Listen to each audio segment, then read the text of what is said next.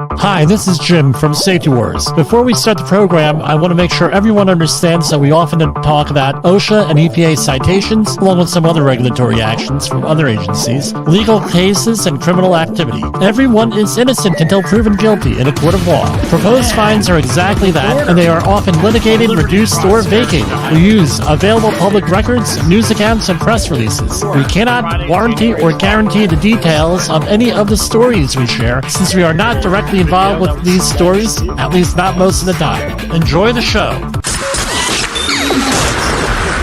This show is brought to you by Safety FM.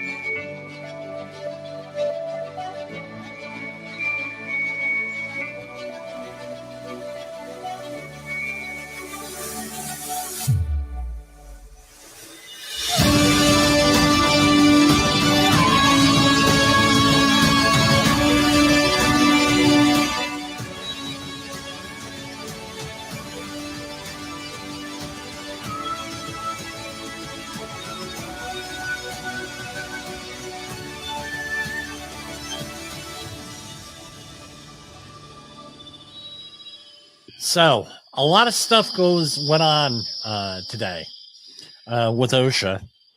They updated their fee schedule. They updated their fee schedule today. Sorry about that, folks. Don't know what happened there with the feedback.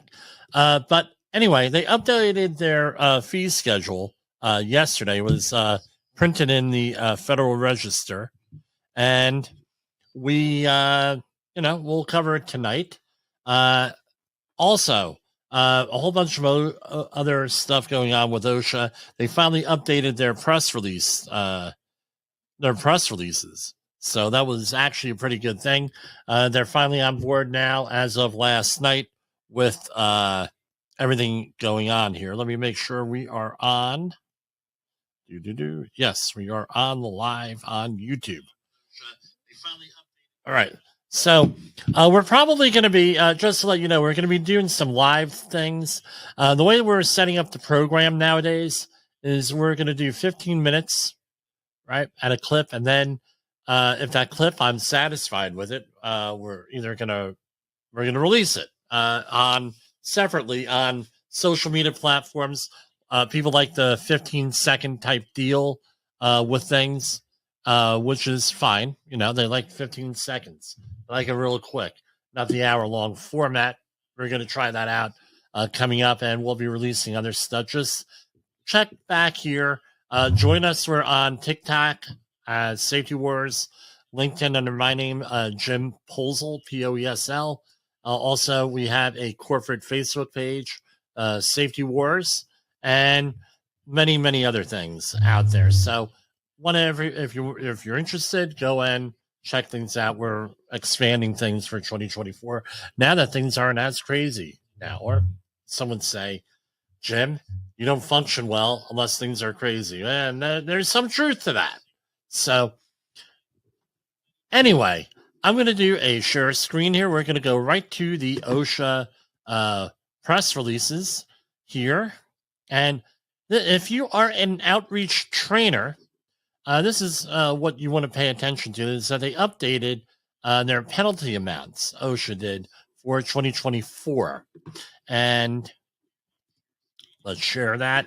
If you are on the podcast, just go on over to the OSHA.gov website, and you will find out that there were 2024. I could not, what they are for 2024. You'll see the printout, and we're going to be going into a little bit more detail than most of the other places out there. And the other places are doing well. I mean, they get a lot more views than me, some of them don't get as many views. But a little bit of, we're going to go a little bit more in depth and in detail here. And I'll say things a little bit differently as usual. So right here are the OSHA penalties. And let me get a different view here. And let me try to zoom in a little bit more. And there we go. So below, these were released yesterday, January 11th. I like to be the first ones, but I couldn't do it on this one. So below are the maximum penalty amounts for the adjusted with the annual adjustment for inflation that may be reassessed after January 15th, 2024. So these are as of Monday, this Monday coming up, Martin Luther King Jr. Day, the observed day here. So they're long and short, serious or other than serious. Posting requirements, $16,131 maximum penalty. Failure to abate, $16,131. That's per day, usually up to 30 days. And the other one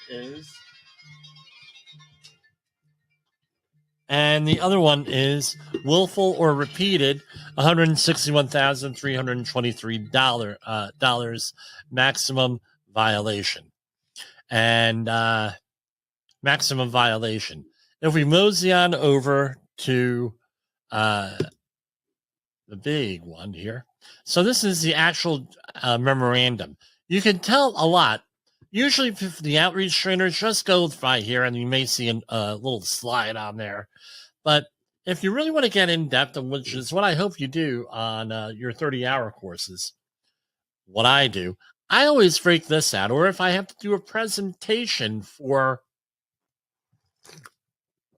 I have to do a presentation for a client. Right, I go into the chapter 6 of the Operation Field Field Operations Manual, the FOM. But here, let's go. So, for the interest of time, we're just going to do the memorandum from January 8th. Now, this was written on January 8th, but it sort of like was released to the public on the 11th. That's usually what happens here with this. And if what's the background here? So for years, you'll know whether or not you're dealing with someone with updated training materials, because I'm still seeing a lot of these training materials with $7,000 fines, and it was like for this stuff.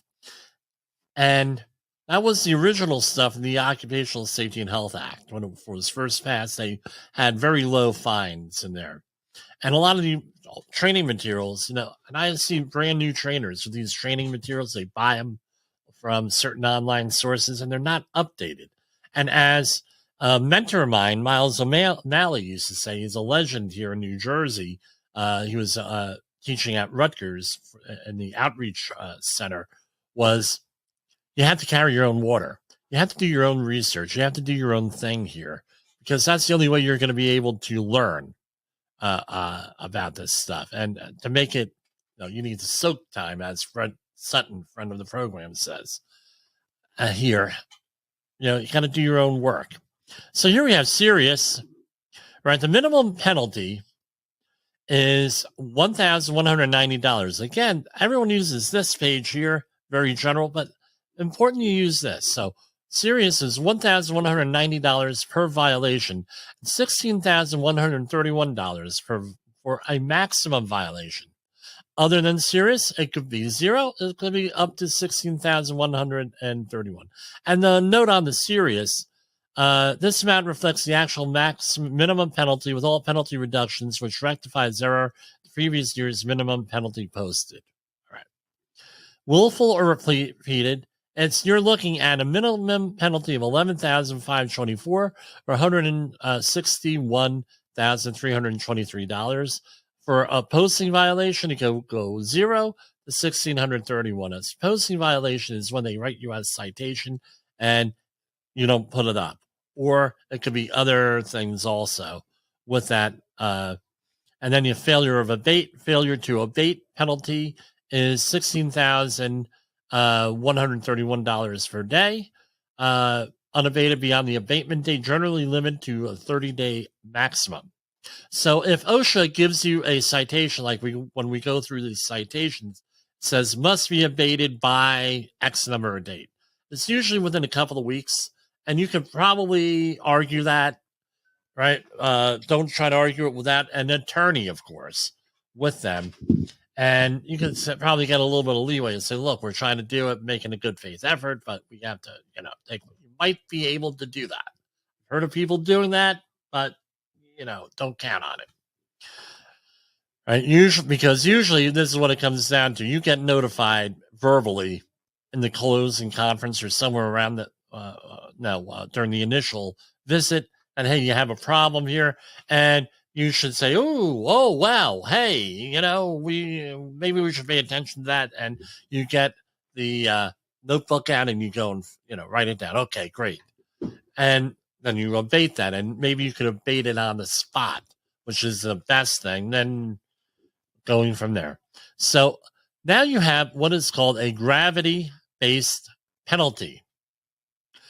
And it's based on high gravity violations, one with a gravity-based penalty of 16,131. A moderate is a violation with one, right? Of one with a gross penalty of 9,218 to 13,828. A low gravity violation is one where the gravity-based penalty is 6,913. For serious violations, the GBP shall be assessed on the basis of the following table. All right, so right, a high, right, severity, great probability, right, and it gets an OTS or gravity code of 10, and then it goes down from there. For other than serious violations, only minimal severity is assigned. The area director determines that it is appropriate to achieve the necessary deterrent effect. A maximum penalty of $16,131 may be proposed. Now, this is the serious and willful penalty reductions. The reduction factor for history shall be applied as usual. Reduction factors for size of serious willful violation shall be applied as shown in Table 3. For 10 or fewer employees, 80% up to an 80% reduction, and 11 to 20, 60, 21 to 30, 50, and it goes on and on with that. And basically, if you have 251 or more employees, generally speaking, you won't get any break-in reduction according to this table. However, something you need to realize too is this may or may not could go up or down, depending. Right, shall be right. Shall be applied means you have to do it, right? But they do have a little bit of leeway here usually. I'm not guaranteeing it. I mean, it all depends on who your people are you're working with and how you act. So, for example, you go in there and start yelling, screaming, and cursing at the compliance officer. Not a very good strategy, not a good pathway to success. Yelling and screaming is never a good pathway to success unless you're able to bully people and, probably not going to be able to bully a federal agent. Usually doesn't work. All right? Doesn't really work. This is from the OSHA news release from Region 2. U.S. Department of Labor launches a program to stem fatalities and promote workplace safety in tree, landscape, service industries. So we're getting, this is out of Region 2, except for Puerto Rico and Virgin Islands, and on the beautiful day like we had today and a couple of beautiful days last week, chances are this doesn't really apply to you right now. But what happens is this. We're trying to get the leg up, which is a good thing, on the landscape stuff. We're probably going to talk about it closer to the spring, since we're, people don't really get involved in landscaping here in my area until about April 1st, in South Jersey, probably around mid-March, 2 weeks before then. Then they worry about landscape. Not too much landscaping going on this time of year. There is some, but not too much. U.S. Department of Labor has launched a multi-year program to reduce worker fatalities and injuries in the tree and landscape services in New Jersey, New York, Puerto Rico, and the U.S. Virgin Islands. In 2022, the Bureau of Labor Statistics reported 222 workers in these industries suffered fatal workplace injuries and illnesses nationwide. The causes include falls from trees and elevated work platforms, being struck by falling trees, branches, and vehicles, electrocution, heat, and chemical exposures. We want to make those workplaces safer for all workers in the industry, said OSHA Regional Administrator Richard Mendelson in New York.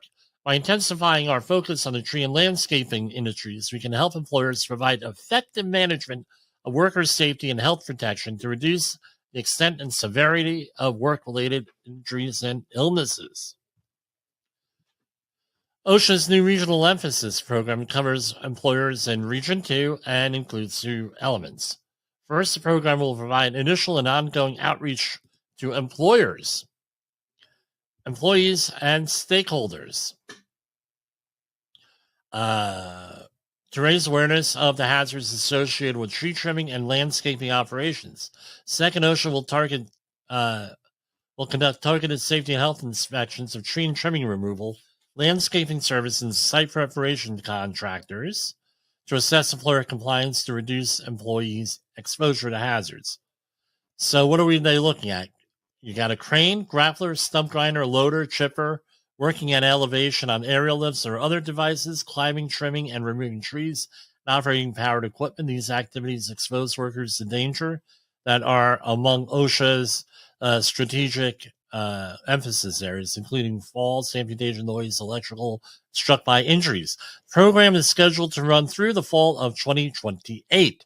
Now, they have an on-site consultation program. You probably should take advantage of this.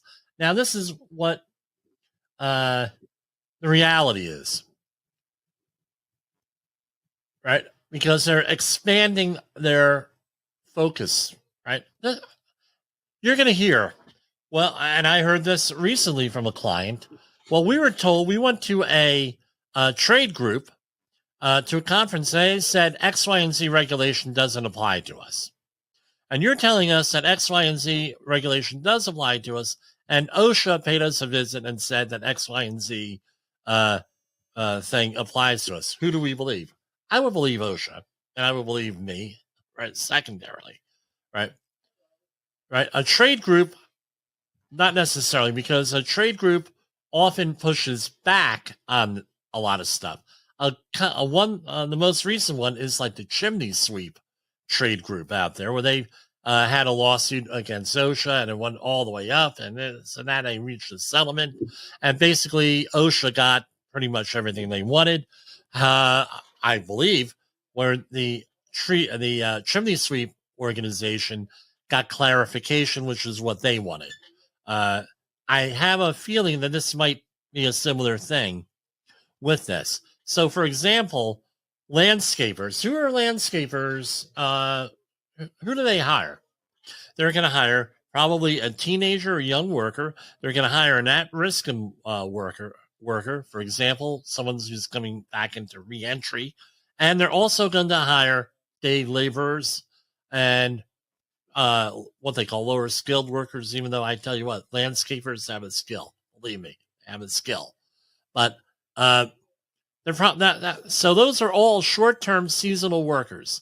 Now, does OSHA require? If you're going to be working at height, it requires training. All of these things require training. Can you imagine a small contractor charging $35, $50 to do your lawn, which is like the going rate around here? Maybe $100 if you got a real big lawn and you need all this specialized stuff. Can you imagine them going and training their workers? Big one you're going to see out here, Citation. My prediction is going to be the hearing protection. That's going to be the big problem. Hearing protection, eye protection, face shields. 3 things. Gloves, hand protection. This is going to be the PPE here. The next thing that they're going to go after are those damn plastic gas cans that are good for consumer product, right? They're regulated by the Consumer Product Safety Commission for the consumer, not in the workplace. It's number 2. So I could see them making, if someone gets hurt, or they're going to throw the book at somebody. I see also that they're going to make an example of someone. So, for example, someone comes up, hey, hi, I'm from the government. I'm here to help. I'm from OSHA. And then someone goes in there and they're like, who are you? Bleep you. I never heard of you. Blah, blah, blah, blah, blah, blah, blah. Now you're going to have an issue. And that's what I see happening here with this. That's my prediction.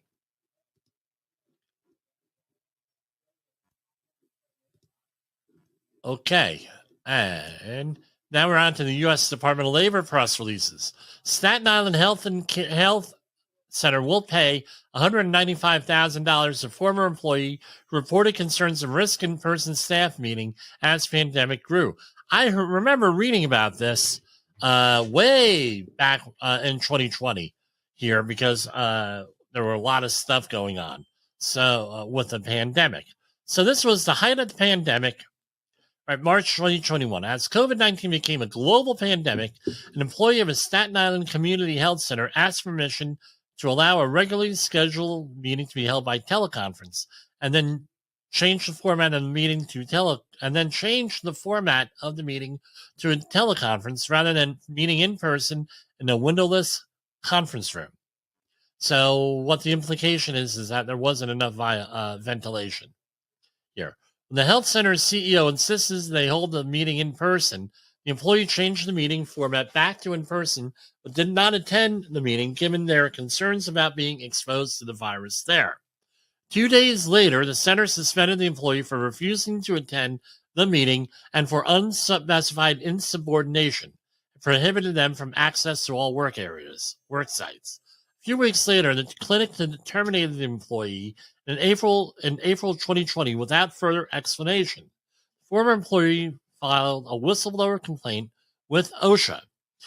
In June 2021, the department filed suit against the company and CEO, alleging they violated the anti-retaliation provisions of the OSHA Act, right, Occupational Safety and Health Act, by suspending and ultimately terminating an employee for reporting a hazardous work condition, potential exposure to COVID-19 at an in-person staff meeting. All right. Following litigation and mediation, the health center and Thompson have agreed to pay $195,000 in back wages and compensatory damages to the former employee. In addition, they will, among other things, expunge this from the employee's record, provide a neutral reference for the employee if any prospective employer requests an employment reference or verification. I think you got to do that anyway, right? Conduct the reading of rights, informing employees that they are protected under Section 11C of the OSHA Act, which is the whistleblower, I believe, part of that. Post a notice for employees that they will not in any manner discriminate against any employee for engaging in activities protected under Section 11C of the OSHA Act, and provide employees with annual training and their Section 11C rights for at least 3 years.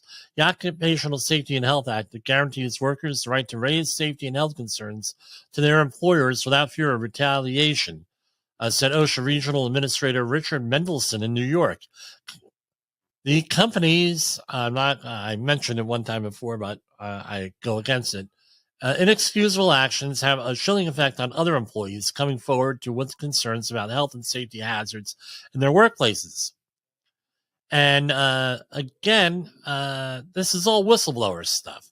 And OSHA enforces whistleblower provisions of the OSHA Act and 20 other statutes. Now, this is another one. If you are an outreach trainer, that you should be, this will be a good case study here for this. Because again, first hour of that outreach training course has got to be what? Introduction to OSHA. Well, guess what? I just discussed it's 26 minutes after the hour. So we're, and again, if this is on the podcast, right? We edit some of the feedback we're going to edit out. So that it's going to be a little bit shorter, but it's 26 minutes after the hour here. So, bottom line is this. You got plenty of material out there, dude and dudettes. Plenty of material out there.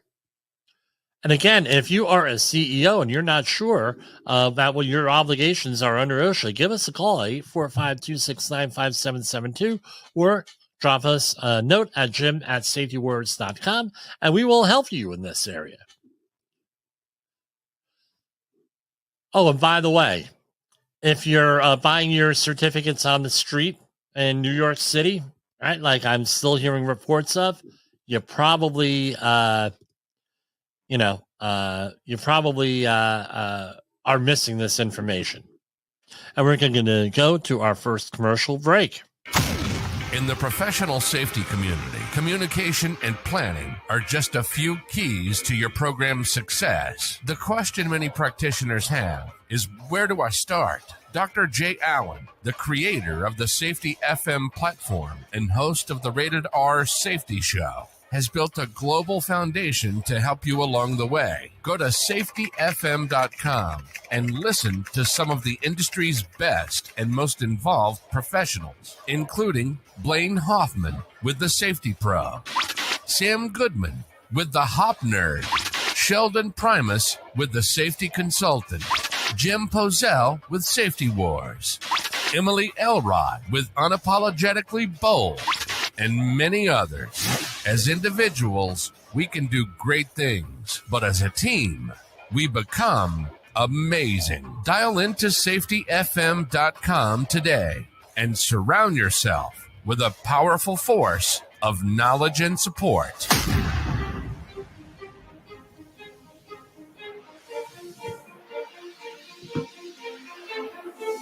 OSHA recordables, catastrophic losses, environmental disasters. You want answers? So do I. This is Jim Posel with Safety Wars. That's my daddy.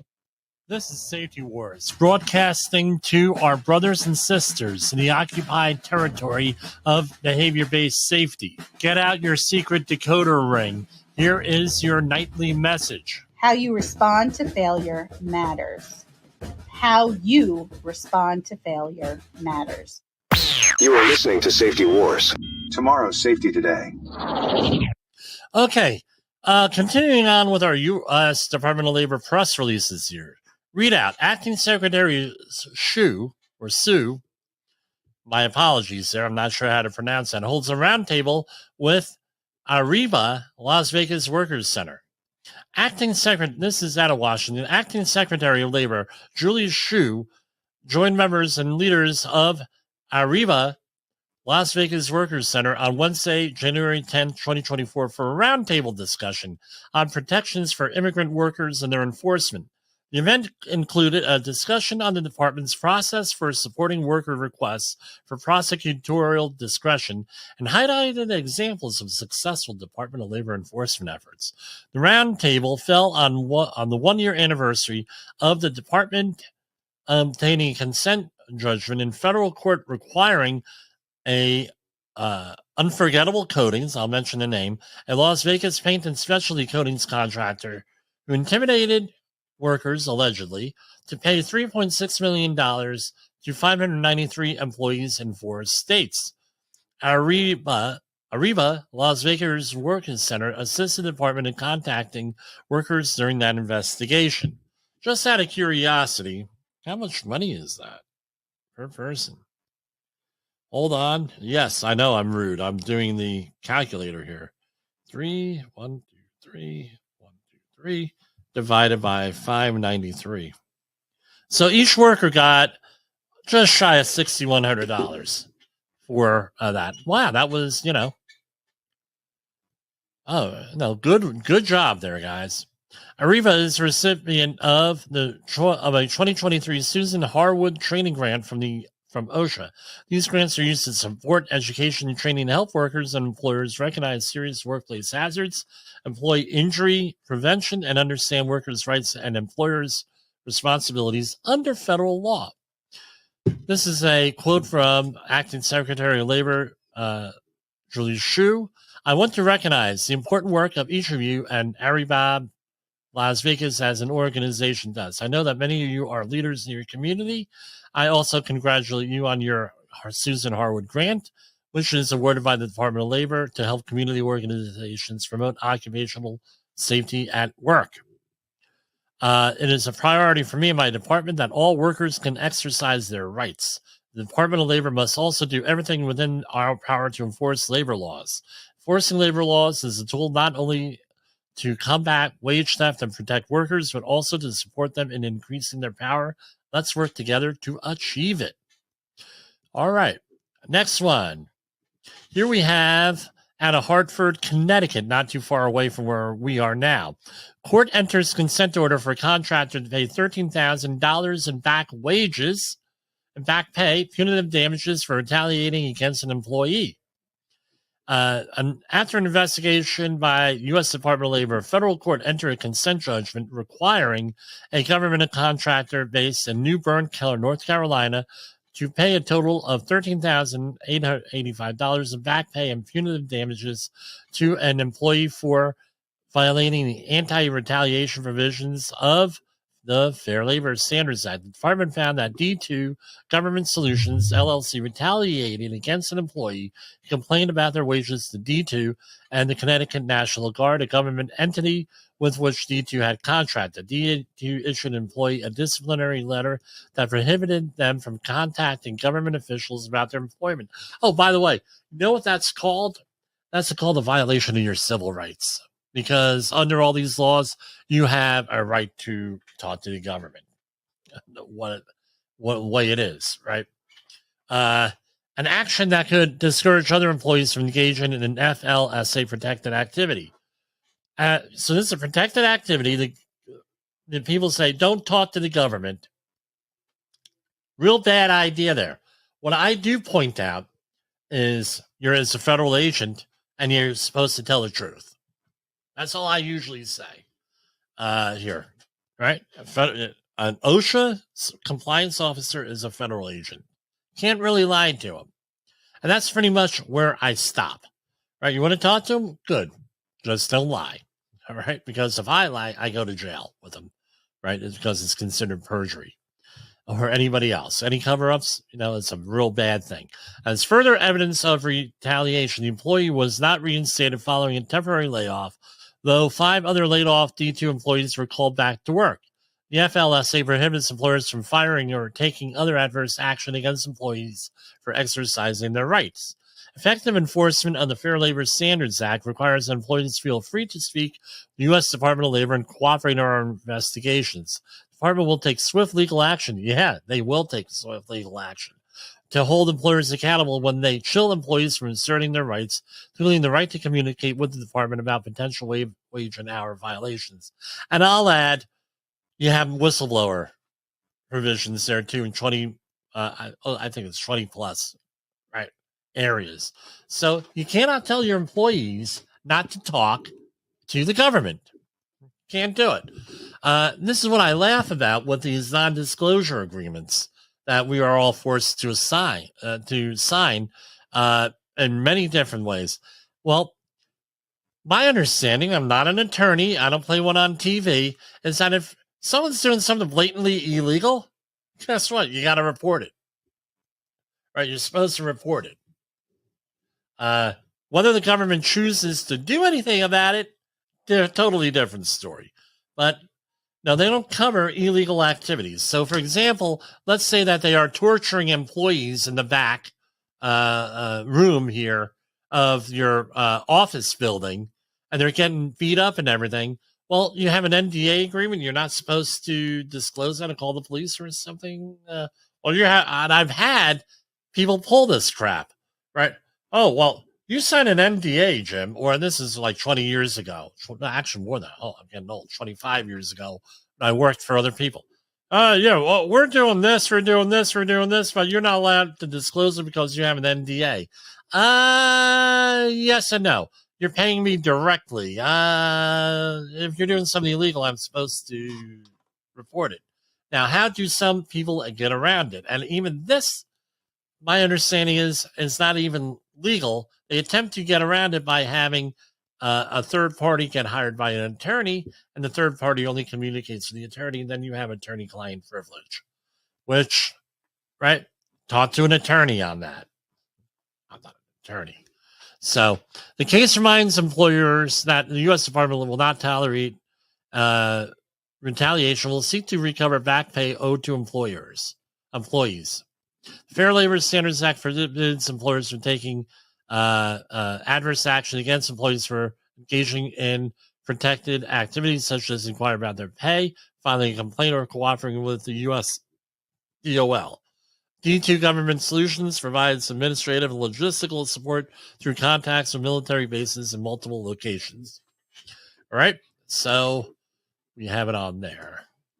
U.S. Department of Labor recovers $132,000 in back wages and liquidated damages for workers with a Clearwater contractor that denied overtime. So this is out of Clearwater, Florida. U.S. Department of Labor Wage and Hour Division investigators found a Clearwater roofing contractor of mobile and manufactured homes failed to pay overtime for hours worked over 40 in a work week to 21 employees as required by the Fair Labor Standards Act.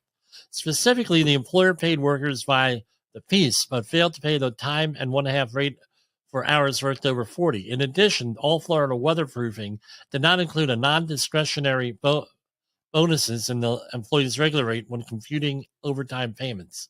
The employer failed to maintain time records outlining stop and start times for employees' workdays. This is the problem when you have piecework, right? With this. So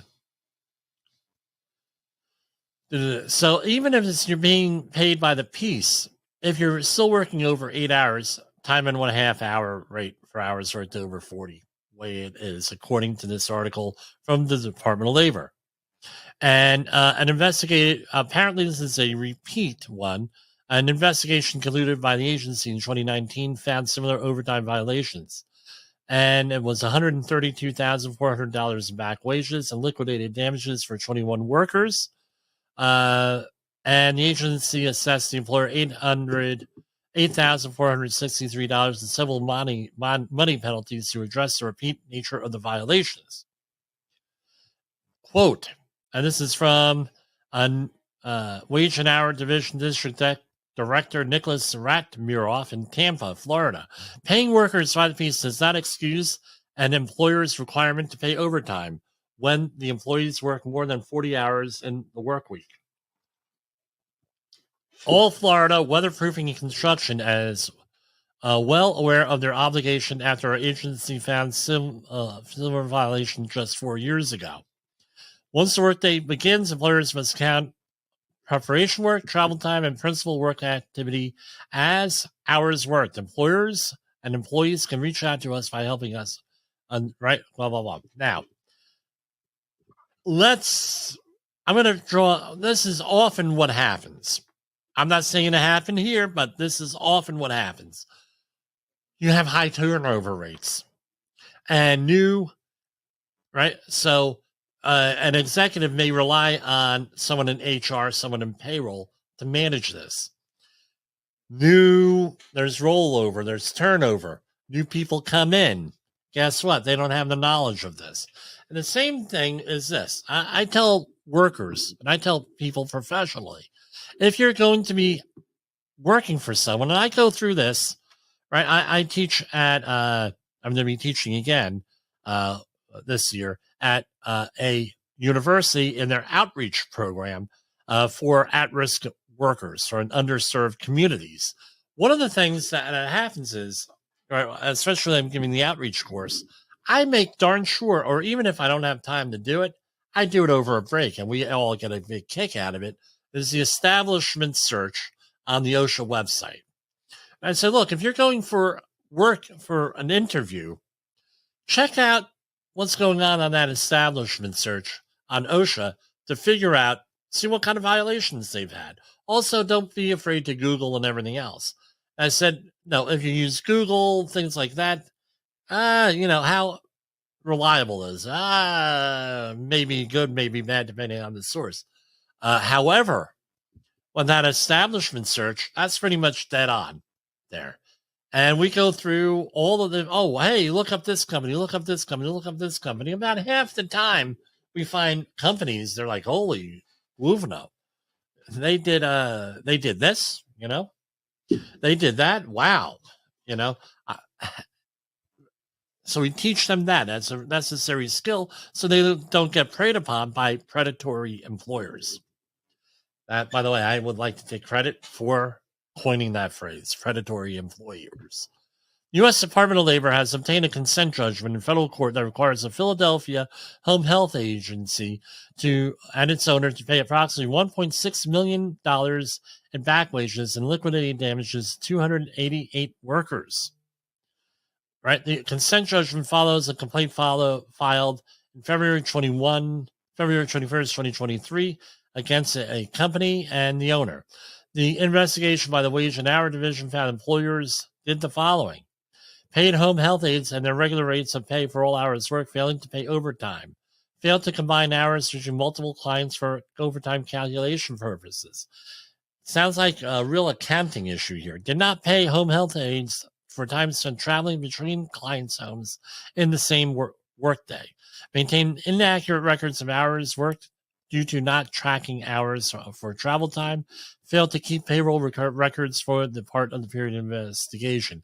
Now, we have a home health care person come in here, and believe me, first thing that they do when they come in, they're great people. We have phenomenal people here. All right. First thing that they do, Mr. Posel, right? What's your Wi-Fi password? Because I can't get a signal here. Yeah, I said, yeah, tell me about it. So they break out their smartphone. I give them the Wi-Fi password, and they go in, and that's the first thing that they do is they make sure that they check in for reasons like this. All right. So anyway, in addition to recovering 823 blah blah blah and back wages and an equal amount in liquidated damages, the judgment entered into the U.S. District Court for the Eastern District of Pennsylvania in Philly requires the company to pay $56,218 a civil money penalty assessed by the division for the willful nature of the employer's violations of the Fair Labor Standards Act. The court also enjoined the employers from violating the FLSA in the future. I don't know why they have to do that. I'm not an attorney, but it's like that movie Liar Liar with Jim Carrey, right? Guy calls on the phone, he picks up, and someone hands him the phone. He tells the secretary or whoever tells the character, hey, so-and-so is in jail. He wants to know what to do, what he should do about it. Jim Carrey grabs the phone and says, stop breaking the law. And he uses an expletive. You want to stay out of trouble? Stop obeying the law. Start obeying the law. You won't get into trouble, generally speaking. We're going to switch things up here with United States and California announced diesel engine manufacturer Cummins Incorporated agrees to pay a record $1.675 billion in civil penalties and vehicle test cheating settlement. The total value of the settlement exceeds $2 million and requires nationwide recall of model year 2013 to 2019 Ram diesel 2500 and 3500 vehicles.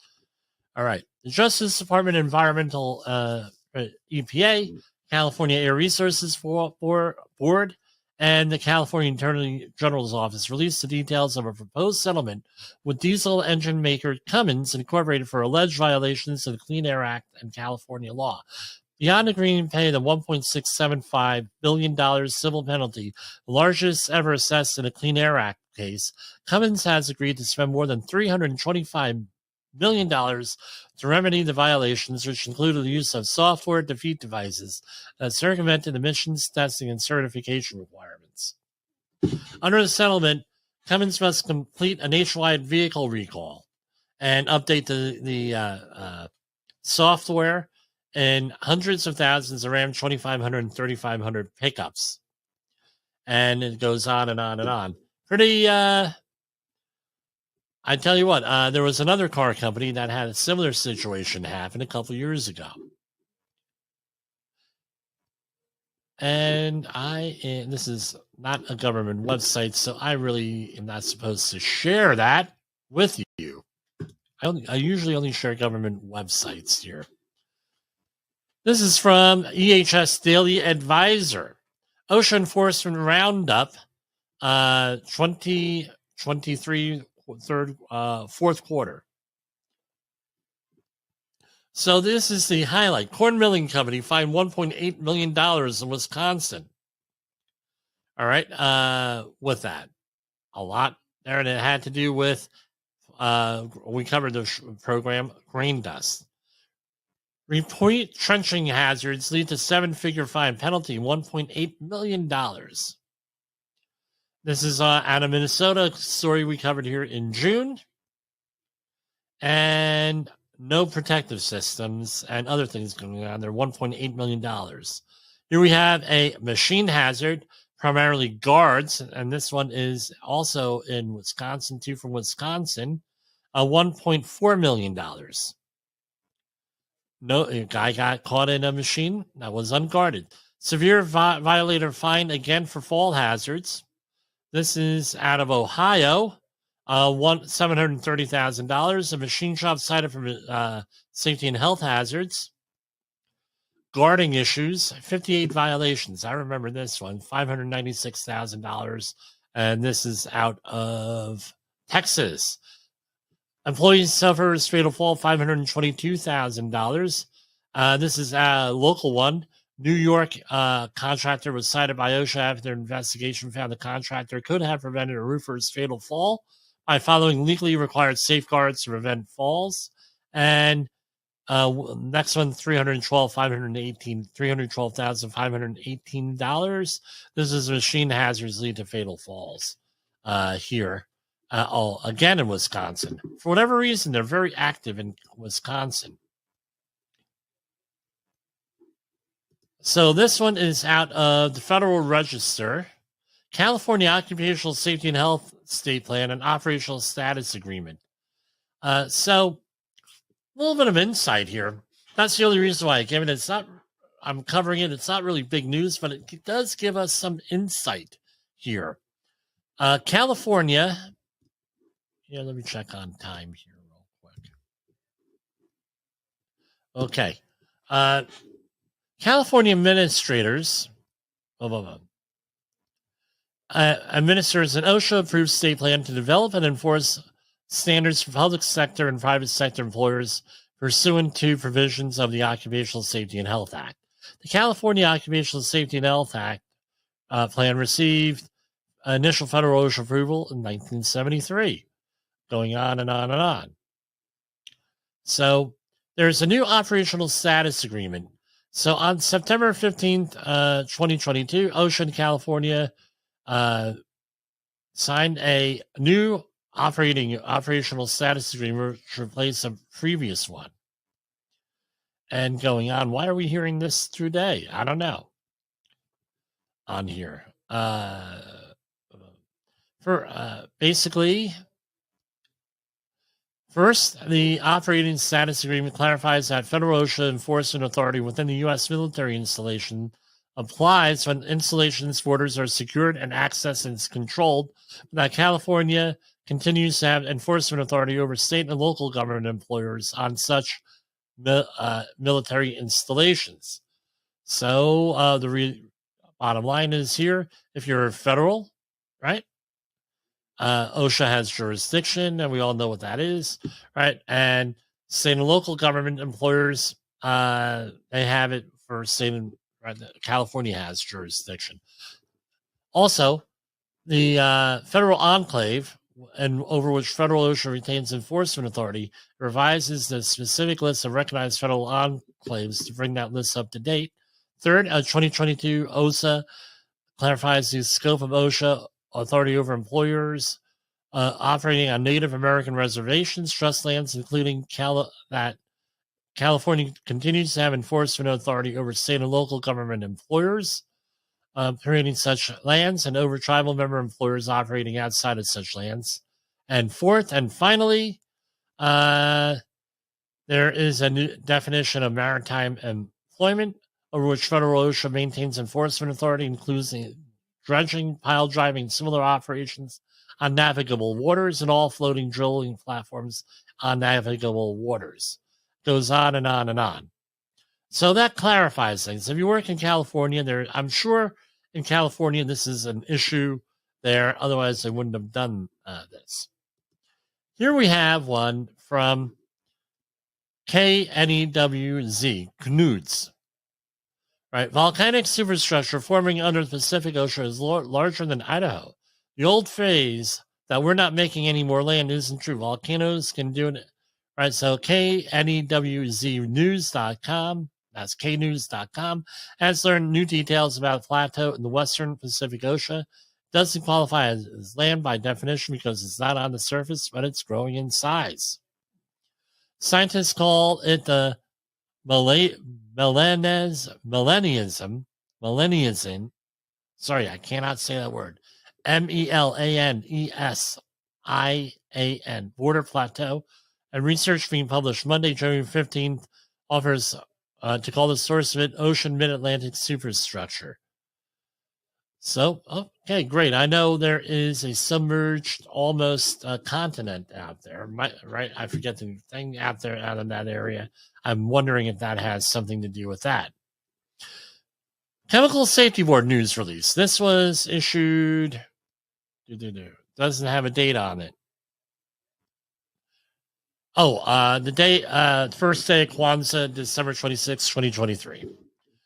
Today, the U.S. Chemical Safety and Hazard Board investigation released its final investigation report into the fatal January 29, 2020 well blowout at the Daniel H. Wendland 1H well in Texas. 3 workers suffered fatal burn injuries from flash fire that erupted when hydrocarbons from the well ignited, and the 4th worker was seriously burned but survived. The CSV's final report found that the lack of effective well control practices, including well barriers, contributed to the incident, along with the absence of regulations governing onshore oil and gas operations. So there were 4 key safety issues identified. Well planning. Again, no written plan associated with the well and its construction, or an inadequate plan at best.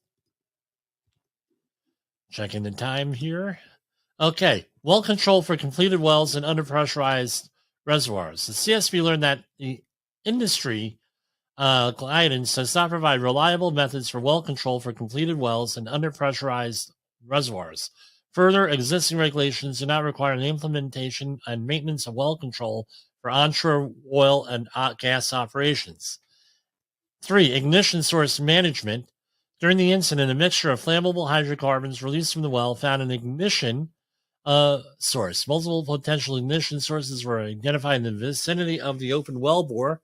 Chesapeake's policy did not include industry guidance, hazard assessments when locating ignition sources and atmospheric monitors near potentially flammable atmospheres. Federal safety requirements, regulatory safety requirements. There are minimal regulations that govern onshore oil and gas drilling and servicing operations, despite prior attempts to promulgate rules in the industry. Investigator in charge Harold Griffin said the CSV's final report found a number of shortcomings when it came to safe operations in a Wendland well. Ultimately, a lack of established safety practices was a significant factor in this incident. In this case, the well operator and its contractors did not implement effective preventative safety measures consistent with industry recommended practices, which contributed to the severity of this incident, end quote. The CSV is issuing recommendations to OSHA, API, the American Petroleum Institute, and Chesapeake. The CSV is calling on OSHA to include onshore well drilling and well servicing operations in the agency's PSM standard, perhaps Process Safety Management Standard, or alternatively developing a federal standard to address these operations. CSV is also urging OSHA to remove the exemption that excludes oil and gas drilling and well servicing from OSHA's 1910-147 standard, that is Control of Hazardous Energy Standard, and lockout tagout. Expand the standard to cover oil and gas production. Lastly, the CSV is calling on OSHA to promulgate a new federal standard to discover drilling, production, and service / worker activities surrounding onshore oil and gas wells. They're requiring stuff from API about underpressurized reservoirs, and they want to say basically they want the company to have industry standards and everything else. But anyway, the CSV board members are appointed by the president subject to Senate confirmation. The board does not issue citations for fines, right? And my understanding with all this stuff, you can't really use it in a court of law.